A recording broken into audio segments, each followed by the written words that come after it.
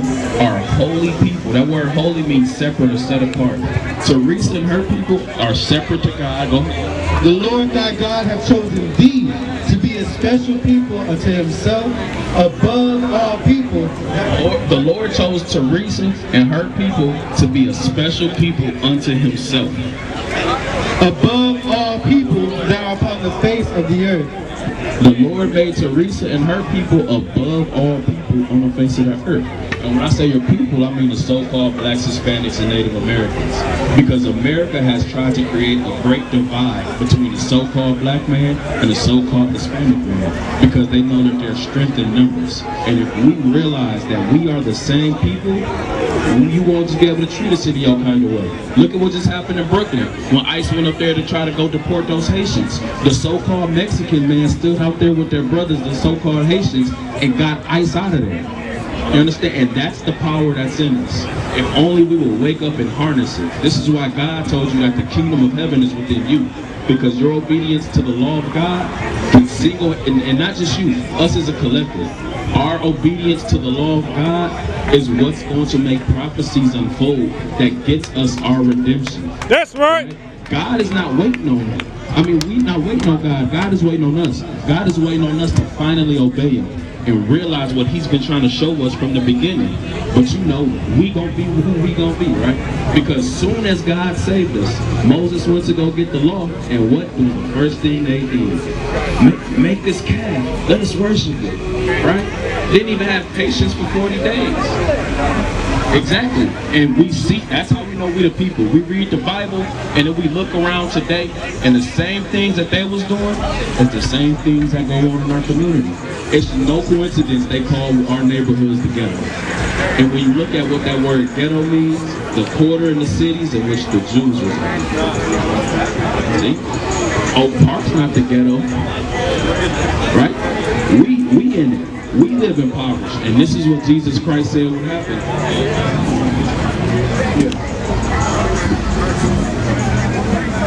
This is the book of 2 Ezra, chapter 7 and verse 71. So you ought to learn from your own words. Yes, you said that your reason grows up with you, and that's the point. The people of this world use their reason and sin. They leaned on their own understanding and started going on. As soon as Moses left, they used their own reason and started sinning. Go ahead. They received God's commands, but did not keep them. They accepted the law and then disobeyed it. They accepted the law. We heard the 10. The first one is thou shalt have no gods before the Most High God Yahweh. The second one is not to make any graven images. And what's the first thing they did? Made a graven image and made it a god over the Most High. Right? This is what our people do, and it's enough. We talk about that's over 3,000 years ago that this happened, and we've been doing the same thing. We went to Egypt, we started following the Egyptian gods. We came out of Egypt to the land of Canaan, and we wanted to serve Baal, and we wanted to serve Asherah. And our people still serve Asherah to this day. Right? They gotta get rid of that, man. Gotta break down those strongholds to the obedience of a Mashiach Yahweh Shai, who the world calls Jesus Christ. And that's why they will suffer torment. What excuse can they offer at the judgment?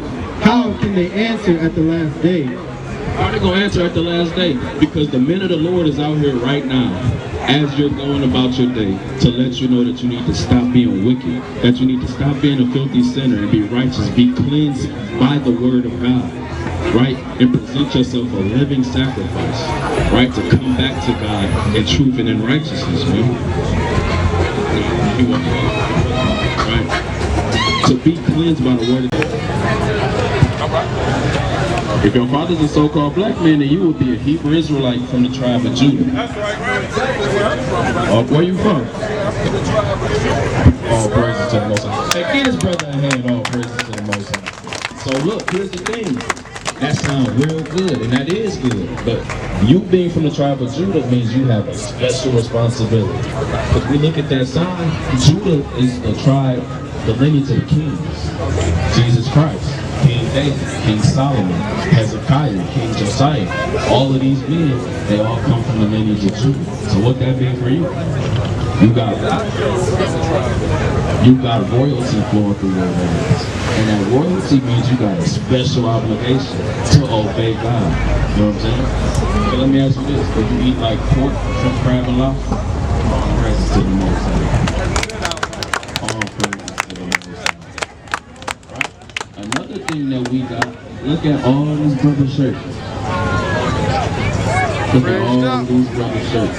Notice we all got these called fringes. It's a law that we're supposed to follow, right? Because this is royal attire.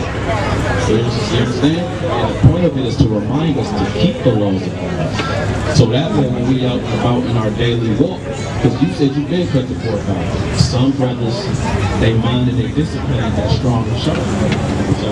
So God gave us these things to remember I gotta keep the law, statutes, and commandments. See what I'm saying? Because it's more than just a dietary. This brother's selling them right now. This brother got the bag in right now. You can get, look, he got all flavors you got. You know, you could color coordinate. Christ said we the salt of the earth. You know what I'm saying? Nobody was wearing Coochie sweaters before Dr. Huxtable and Biggie. That's what. Somebody give me Genesis 49 real quick. I ain't gonna take up too much time. I'm gonna leave you with this. Genesis 49. The fact that nobody was wearing Coochie sweaters before Biggie and Dr. Huxtable, it's one of the things about Judah. Go ahead. This is the book of Genesis chapter 49 and verse 8. Bring it up. Judah, thou art he whom thy brethren shall praise.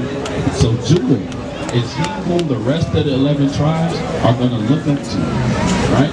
And not only them, but the world also, because the world is going to look up to all of the Israelites, and the rest of the Israelites is going to look up to Judah. Thy hand shall be in the neck of thine enemies. Thy father's children shall bow down before thee. Judah is a lion's whelp. From the prey, my son, thou art gone up.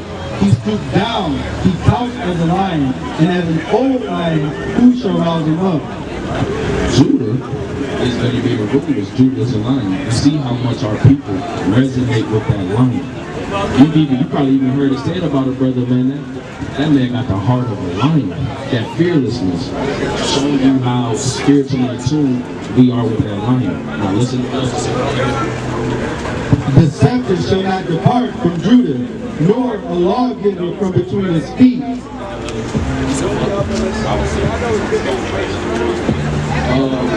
We all over the city, you know what I'm saying? If you tap in with that email, you can get the location we're going to be at any given Sunday. But it just talked about how the scepter, how rulership shall never depart from Judah. So that means you're a king, and you're a God walking the city, and that's what Christ called. So you got to walk in royalty. Understand? What's your name, King? Shalom, King. All right, y'all. Fear God and keep his commandments, for this is the whole duty of man. For God shall bring every work into judgment with every secret thing, whether it be good or whether it be evil. That's pretty self-explanatory. It needs no breakdown, right? Fear God, keep his commandments. And with that, I want to close out. Shalom. Shalom. Kom Yashua. Kom Yashua. Kom Yashua. Kom Yashua.